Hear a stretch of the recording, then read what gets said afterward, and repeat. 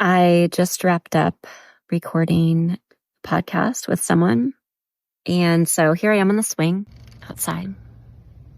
I wanted to remind everybody, when there is a machine that is dehumanizing people en masse, daring to in some way rationalize the killing of people en masse, hold tightly to your own humanity and hold tightly to the humanity of others and speak up where you see dehumanization. Follow your integrity, follow your compassion, be brave. There is a new world ever waiting to be born. And part of that world wants to be born through you.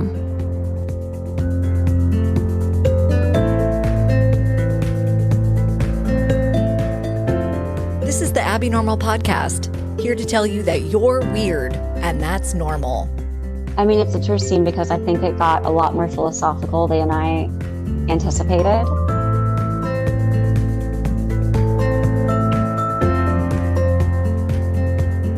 Today we get to talk to Dawn, who you heard at the beginning reflecting on this interview. If you're a regular listener, then you need to know this is a new Dawn, not Dawn of the Haunted House. I met today's Dawn in 8th grade on an Odyssey of the Mind team. So if you're not familiar, Odyssey is a competition for dorks, where wit and out-of-the-box thinking are rewarded. Dawn comes off as serious, one of those old soul types with the biggest, bluest eyes you've ever seen. But I discovered at age 12 that quiet Dawn is not always quiet. She's sharp, smart, and funny. I haven't seen her for many years, but when I heard about her work, I thought you all might be interested in this brand of weird and what she's doing with it. Hello, my name is Dawn Bulchandani, and I am a speaker, writer, and PhD student. I also have 3 master's degrees. One is in religion, one is in counseling, and one is in Middle Eastern cultures and religions. I also lived in Israel and Palestine for a total of 3 years. So I was in Jerusalem for 1 year and then Bethlehem for 2 years, which is in the West Bank. She's been working on a PhD in embodied validation, as well as developing a cohort program called WITH, Walk in Trauma Healing. I decided to focus on what was just going to be a part of that, which is 30 days to self-connection. I'm going to do audios eventually for every day, but I could send you what those 30 points are, and maybe it would just even give you like a helpful reflection point toward whatever end. She knows I feel disconnected from my body, so maybe this is a tool to help me. I went to her website, Dawn Bulchandani, and she's got info about herself there, and I think it would be helpful to share it. Here's what she says. I was around 7 years old when I remember first telling myself something like, "You have to stay with yourself, Dawn. You can't let this stuff around you convince you to be someone different or play along with things you don't agree with." I honestly don't know exactly where that conviction came from, but what I do know is it was that conviction that held me afloat through years of immense pain and pressure to self-abandon. It was a thin but strong string that tethered me through almost a decade of depression and intermittent suicidal ideation as a kid. As an adult, that string was there when I made big decisions that my environment did not understand. It was there. I was there with myself. It's not that I did it all perfectly or had it all figured out, but I did have that strong string holding me to me. So basically, the program is about getting back to or growing that string. She asks the question, how do we get self-separate? And then offers the antidote. How do we develop and keep self-closeness? What does it mean to be self-close? So I asked Dawn about the program and what she was excited about. Right? Like, do you want to talk more about that and share what that's about? Or is... So that is also on hold. I decided not to launch the WITH community, which was really because I wanted to focus on advocacy for Gaza. Okay. She paused both the WITH program and her PhD dissertation, but her work in this area hasn't stopped. It's just shifted to the area of most urgent attention. In the grand scheme of things, my PhD and the timing of my completion is not as important as what I can contribute toward advocacy for Gaza. And what that really looks like for me has been getting more connected with some peace building organizations, doing some brainstorming with them. And then naturally, just as it's come up with various speaking engagements I've had, touching on it where appropriate. And in the immediate future, in terms of Palestine and Gaza as topics, not expecting payment or directing that payment to support for people in Gaza. It was a pretty clear, intuitive decision. As I sat at my computer looking at my dissertation, my heart was elsewhere. This episode is not technically about the conflict in Gaza, but it is about us. She asks this burning magnetic question. How do we get so far from ourselves that we dehumanize others, that we foment war, that we foment us versus them, and me versus you, and me versus me thinking? So that's what we're going to dig into.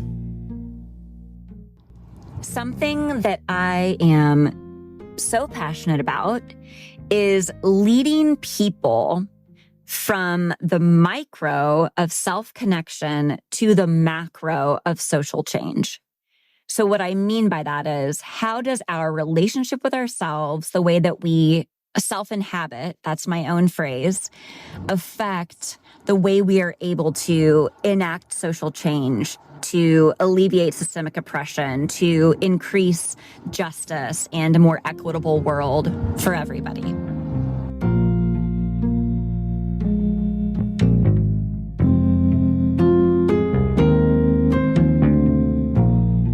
How do we see the micro and the macro and vice versa? So it's not only, this is something that's happening in the world and it's just thing. This is connected to how we are as humans and how we embody what it is to be human. I do believe it's all connected. Like, something I talk a lot about is like, how do we get self-separate? Meaning, like, how do we lose touch with who we are? With our intuition, with what we care about, with compassion, with, just who we are. Yeah. What is that? And for me, that is the through line that leads to, really all human suffering, but including what's happening in Gaza and including many people in some way feeling okay about what's happening. That right there is a lot, right? So can you tease out first this idea of like self-separate? Like, what does that mean to you? We have been socialized to be human doings instead of human beings. We become more focused on productivity, what we produced. Capitalism has something to do with this, or at least this extreme iteration of capitalism that we have. And yeah, we just lose touch with ourselves. We have jobs we don't love. We act in ways that don't feel true to ourselves. We outsource our thinking to a religious system, educational system, a government system. It's all of that, and then it's like people don't know why they believe what they believe because it's been like a frog boiling or something, Mm-hmm. Like you don't know that it's happening because it's kind of a slow journey. And then one day you're like, I don't know who I am, what I care about, I think we all have little baby examples of this feeling of being self-separate. I remember the first time I got laid off. I had a rumor that I might be, and this made me feel anxious. And then I got to the office the day of and thought, maybe I'm not getting laid off. And that made me feel really sad. And I realized in the moment, oh, I hate this job and it makes me feel bad all the time. I actually don't want it and I need to get laid off. But it wasn't until that moment that I fully discovered how bad it had gotten for me, like that frog. But here's another trivial example of how we don't listen to ourselves. Well, the example that comes to mind is the checkered bath mats that I bought 2 months ago. That's not the most poignant example. But I bought pink and white checkered bath mats, Abby, and they look really cool when you look at them. When they exist somewhere in the internet, they look cool. And I like things that are checkered, but when they came and they laid on our floor, I thought this would look great in somebody else's bathroom. And I would probably compliment it in somebody else's bathroom. But in our bathroom, it's not bringing me joy. I feel like I'm trying to be somebody else's bathroom. You know what I mean? Uh-huh. Like, and I Yes. could have 10 friends come and they would 9 out of 10 would be like, these look so great. And I would be like, but I feel sad when I look at them, Right. Yeah, checkered bath mats might work for other people, but they do not make Dawn happy. Self-separation begins early in life when we begin to be socialized. And the way we are socialized is largely based on our assigned gender. Growing up in an environment where there was a requirement to self-separate, the expectation is to self-separate. Mm-hmm. The expectation is to, whatever. And so for me, like my journey isn't so much, and then I was self-separate and I realized it. It's more like relentlessly trying not to be self-separate since I was 6 or 7 years old. Right. I mean, I'm in full agreement. And, I have my own things that I have worked through in relation to growing up in the church, in relation to theology around gender and gender roles that absolutely made me self-separate, right? I think I'm still I'm looking for new ways to work on it, actually, because I feel separate from my body. Like, yeah.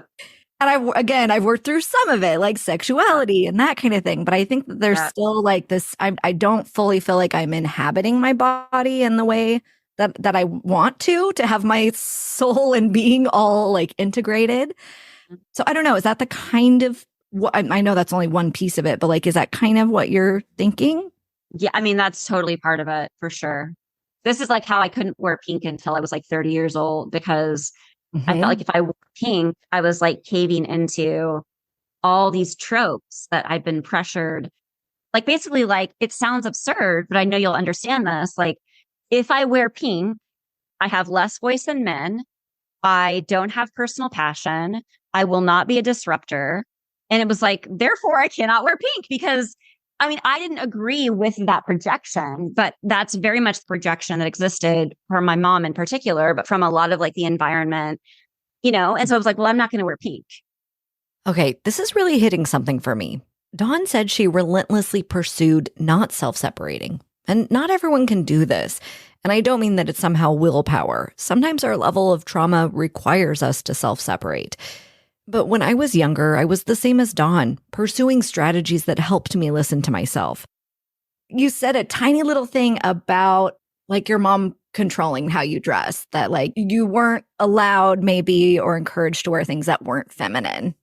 And just that one little thing jumped out to me. I was like, oh, ouch, like that hurts, Yeah, I am very much a buck the system person too. And so I think it was when I was probably 7 or 8, when I was kind of like, just like literally physically, I'm not putting these clothes on, So if we play this real analogy out, society or our family tell us that the ideal sweet, quiet little girl wears pink.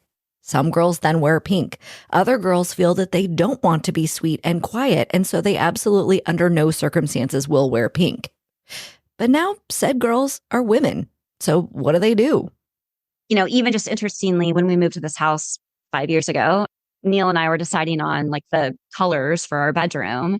And we were like, I really want this dark blue. And then Neil was like, I think we should just do light pink, And I was like, I think I have been set free because I can say yes to light pink. Right. And I have no bizarro resistance. I have nothing against, I'm actually literally wearing pink. That's really, ironic. And it looks great. Thank you. But it's like, I wanted to wear pink for years. I wanted to wear pink unattached to whatever projection of pinkness. Yes. Right. Screw it all. Wear what you want to wear. And like, you know what I mean? I do feel like there's a tendency, especially for me, who is very much like bucking authority type personality. There's the piece of like coming to the understanding of why I am resisting pink as an example, right? Like seeing the systems that have harmed me based on this idea, understanding where that comes from, understanding where my resistance to the pink is. And then there's a piece of, do I actually like pink or not? Then it's like, once I understand all these components, how do I actually feel about this? And I'm sure that is like an ongoing assessment throughout your life, but Yeah. You're wearing pink too, right? I am wearing kink. That's amazing. We're using clothing as an example of the broad and deep ways that every little part of us is controlled. Another example is the guidance we may get about dating relationships. To not rock the boat, keep your opinions to yourself. Yeah. When I was in grad school, the second time, I had gone on a date with this guy, and in a moment of forgetting all history of my interactions with my mom, I told her about it. So basically, I had gotten into a disagreement with this guy on the date about, I think it was theology actually, but she was like, maybe you should just, go to a movie or something so that, men don't really like to hear a lot of opinions. Like, I think you're saying a lot of like what you think, and like maybe just go to something so you just don't talk. She literally said it like that, and I just was like, have you met me? First of all, Right. in what planet am I choosing that? And also, in what planet is this a good basis for building a Meaningful relationship. Yeah. So in this relationship, I will not be sharing my opinions. Like, woo! So anyway. Yeah. Painful.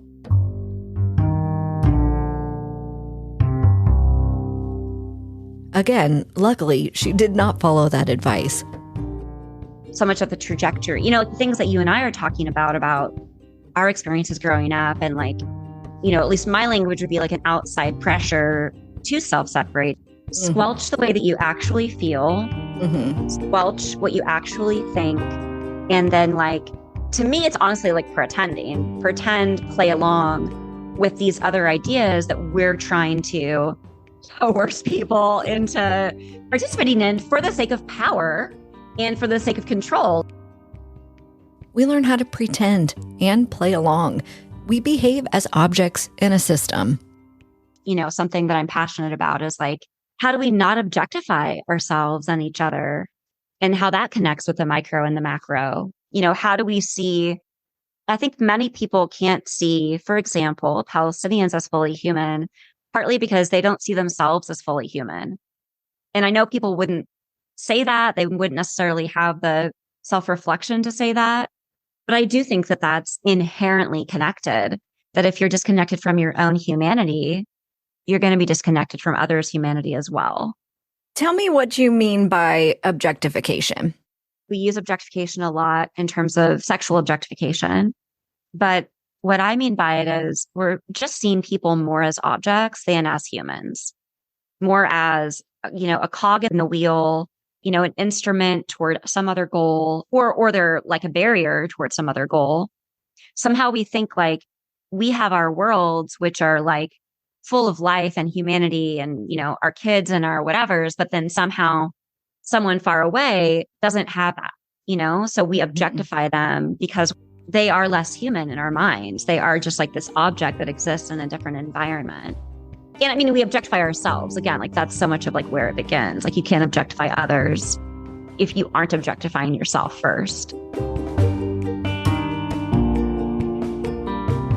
This is where the harm can come in if we dress for the male gaze, if we present ourselves on social media only for a specific audience, if we're constantly thinking about how to make our bodies more appealing to others' eyes.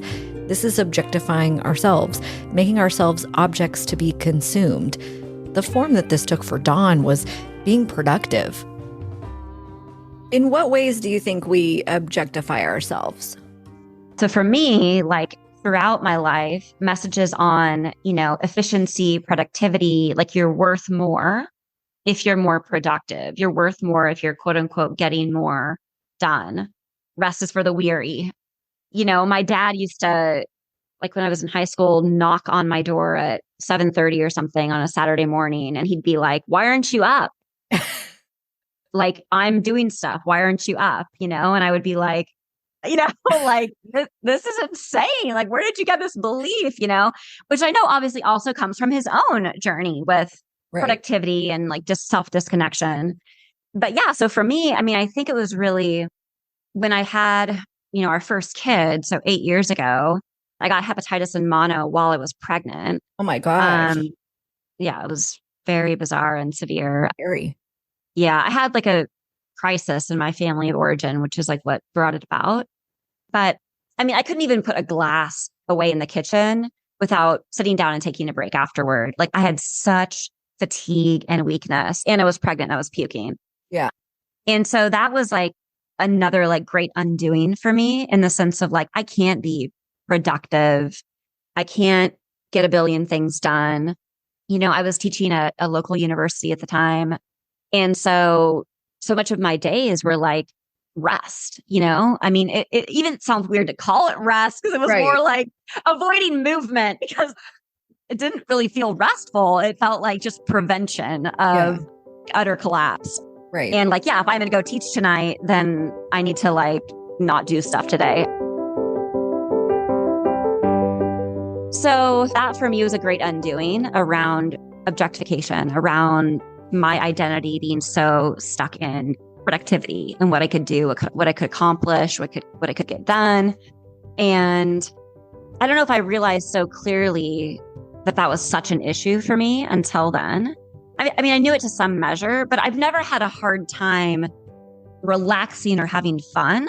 It wasn't that, but it was like, oh, like my sense of self, my sense of self-worth, my sense of who I am is absolutely tied to how much I can produce and how much I can get done. Right. And this is not good for this. This is not good for me. So in that, realizing I'm really objectifying myself. I am silencing my real needs, you know, rest, listening to my body, and pressuring myself to these almost like false needs of I must, whatever, produce, get these things done, be on top of everything, you know, not let anything fall through the cracks. Yeah, it was like a very painful gift to go through that process and then to have a newborn baby. And I mean, I was like, my gosh, postpartum with our first was really, really hard, miserable, eye-opening. You know, we didn't really have any support. Like the friends that had been, you know, our close friends had all moved within probably, I don't know, 6 months or something of when she was born. That really left me kind of like literally sitting on our beige couch, you know, holding a baby, looking at the wall, like 3 baskets of laundry around me and feeling like obviously the destitution of it, but also this very real observation of I have done one of the most incredible things I've ever done in growing this baby, birthing this baby, holding this baby. And I feel like I'm not getting anything done because there's 3 baskets of laundry next to me. Right. Yeah. And being like, something is very wrong with how I'm defining my humanity. I'm seeing myself as an object, you know, again, more than as a human. And then also being like, why am I, you know, I mean, so much of like those beginning days of being a mom, like you're just not doing a lot, you know, in quotes, right. But you're doing more than you could ever do, meaning you're healing, you're taking care of a baby that needs things every 20 minutes or, you know, like, yes. So just realizing that really problematic cultural definition of what's worth what and what's productive and being like, if we could remove all of this nomenclature around productivity, the essence of what I'm doing now actually has far more worth. They have these 3 baskets of laundry or, you know.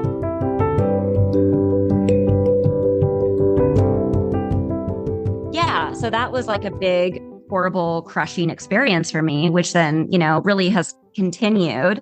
You know, I had a kid every 2 years. And so that was like the great unraveling of a lot of that around my worth, my humanity being tied to productivity and therefore seeing myself more as an object than as a human. So now I'm much more able to follow my desire, like lay in the grass outside, leave a mess in a pile, you know, leave a laundry mess, for example, in a pile and like follow my humanity. And it's crazy because it's like when you do that integration journey, you are not only more embodied in what you're choosing, But also there's, I don't know, this great irony of like a lot of my research is around energy. So there's this thing where it's like the purity of our energy gets better, gets more pure, I would say. That's not great language, but the quality of it, I guess maybe that's better. Mm-hmm. So it's like if I'm choosing in a moment, you know, like my desire right now is I'm just going to go outside, be in the sun with my kids, and I'm going to let this laundry sit. So often that will nourish me in a quality of energy that then when I eventually do go back to the 3, baskets of laundry, I'm actually going to do that from a more rooted, grateful, embodied place. Right. And then I just do it and I get it done. And there's also an irony where a lot of times then we're doing that activity with more joy and satisfaction. And we're even sometimes doing it faster, doing it more efficiently because we're doing it from like this clear place within us. And you're not sitting there, I have to make myself, like do this thing right now, which is just never going to produce a well-lived, like well-embodied, self-connected life, when we're constantly making ourselves do stuff that we don't want to do. Yeah, we definitely have a big focus on that, in learning and development too. Hopefully we're not using the concept for evil and not good, but but it is about like you need to take breaks throughout the day, go outside, ride your bike, spend time with your family, like pursue your purpose, whether that's, spiritual or otherwise, because then you're going to work harder at work. But you're also going to have more satisfaction from the work that you do, right? Yeah, exactly. Yeah. There's so much to be said about quality of our energy. I like that. So if we're not objectifying ourselves, we're able to follow our own desires, which enhances the quality of our energy and helps us connect to our bodies. You mentioned like body connection earlier, but the other part of body connection of just being, figuring out what it feels like to be at home in one's body. Like a friend of mine said many months ago, she's like, I think that one of my main life goals is just to feel at home in my own body. Mm-hmm. And I was like, yeah, that's gotta be one of them, and this is like part of the weirdness of what we're taught into, that almost like our bodies are like these shells that like we have these little tiny people inside and they're just like walking the tiny people around. Yes, exactly. And it's like, that's really weird. And that's really disembodied. And it's like, that is counterproductive to embodying our humanity. Yeah.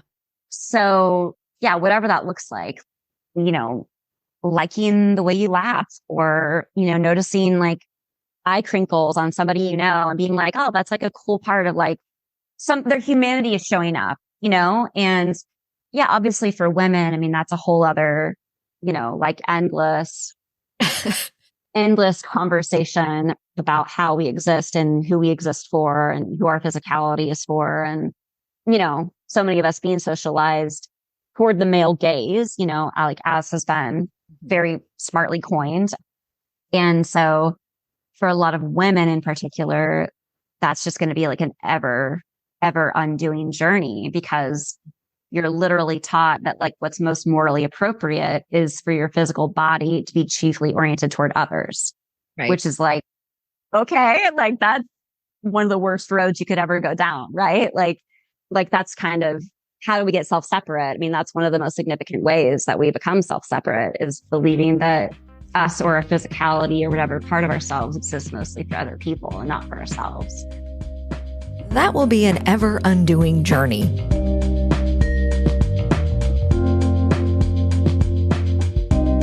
I asked Dawn if there are practices that she recommends to be more embodied. People call it like just like non-linear movement, like dancing with or without music in like a linear way, meaning like it's just not like it's not the tango, it's not a set dance, it's just moving, right? Yeah. Even more so if it's like outside or near a waterfall in the breeze, like it's like following the unction of what your body wants to do. Like sometimes I'm like on a walk and I'm just like moving my arms and like taking up space. Noticing how you're moving through space and time, the chair that you're sitting in. I think another thing is delight, like just being able to follow your delight. I think delight is something that when we're tapped into it, it is very visceral and it is very body connected. It sparks something in us, like in our bodies. And so paying attention to delight.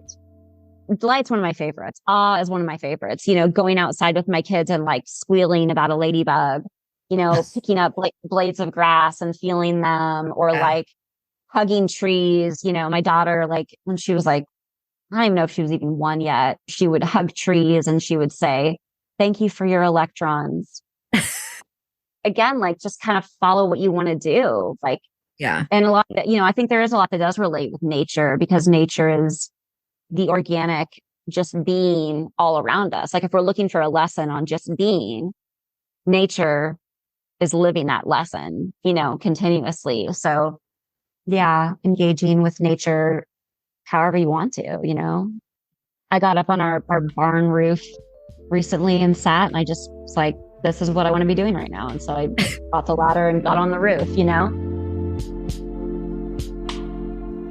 It's interesting, kind of the connection between the delight and awe and childhood, and how like there's this whole period in between, right, where we get like socialized to not do those things, to not hug the tree, to not skip about and dance when there's no music, and all these things that like aren't socially acceptable, right? But for us to be healthy and have healthy connections, like we have to get back to that.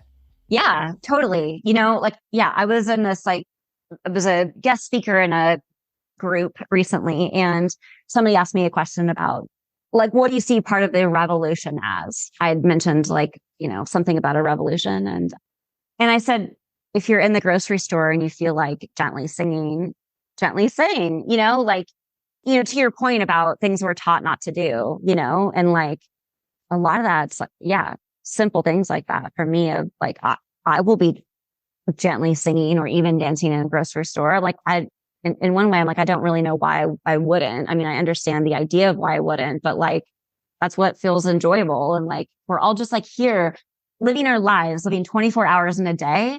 Why wouldn't we do innocuous things that we want to do? Like gently sing in a grocery store, or no? I mean, really, like, because people will call the cops on you depending on who you are and where you're at. That's why. Yeah. Okay. But I agree with you in concept. Touche. Yeah. Fair enough. I mean, it doesn't need to be a musical, but the point is just, it's just little bits. I was at the MoMA a while back and saw this astounding musical video installation called The Visitors. It's set up so that you can walk around or sit and listen. And after doing that, I had to lay down on the ground. My rational mind knew that this was not particularly socially appropriate, but in my complete delight, I followed what my body wanted to do, be absorbed into the ground and swallowed by the sound. Dawn's example of humming in the grocery store is not about rebelling per se. It's about noticing and following what your body wants to do. I mean, and even to your point about, like, yeah, somebody would call the cops or something, but it's like, but there are these things that like, we just need to push the envelope on those things, on like, why are certain things strange? Why are they, sometimes the things that are the most human are the things that are judged as the least human. Like meaning like if you're a proper human, you wouldn't be, singing your favorite song while you look at cereal. It's like, that makes no sense. Like to me, embodying your humanity is exactly that. If you're a clear-minded person and all the things, but like, so yeah, it's just like, it is like pushing those little bits of an envelope. It's, asking a weird question to the person that you like buy your coffee from or whatever, like. I'll just add here that Dawn has no problem asking weird questions of the person who serves her coffee or she passes on the street. Her dedication to following how she feels and her desire to connect far outweigh seemingly random societal constraints.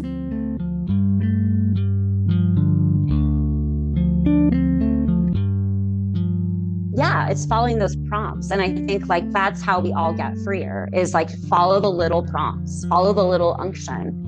Do the little bit weird thing, like, because ultimately it's not serving all of us in embodying and living out our humanity if we're all like I don't want to rock the boat. I don't want to, like do the weird. And we're just always living like that. Because again, I'm like, years are passing, days are passing. Like, let's go, Right. We're not getting any freer by all that stuff, And I think there's an irony where the more we push those little bits of envelopes, we create not just ourselves, but a world, a society that is more creative, that is more free to whatever, think the new invention, live the freer life, better articulate emotional health, make a scientific discovery. It's all connected and do those things, hopefully, from a more relaxed, self-connected place. Mm. That's so much of what we all want, deep, deep, deep down. I mean, for a lot of people, it's pretty deep in their subconscious, that like core desire, but yeah. But I mean, after like food and shelter is met, we all want that. Yeah. Just, more freedom and less objectification. Are you feeling self-separate? Are you feeling like a human doing and not a human being? One place to start is to follow the little prompts. Do the weird thing. Take a sweet moment to lean into awe and delight. These may seem like small things, but as Dawn says, these things make you freer and create a society that's more free and creative and compassionate. So push the envelope. Next episode, we're going to continue to explore the micro, owning our feelings and beliefs, and the macro, the systems that we participate in that depend on our objectification. It doesn't matter what that unit of belief is. It's about if we can all be pressured to believe this, then we create this thing that has more power and control. And if people are willing to give up their own intuition, their own self-connection, if they're willing to squish what they know is wrong and just do stuff for the sake of some moral good, then we increase our control. In the meantime, if you're interested in hearing more from Dawn, you can find her on Instagram, Dawn Bulchandani. For the past 8 months, she shared a lot about Gaza and explains more about the ideas shared here. She also has a Substack, if you're like me and sometimes need text to process big ideas.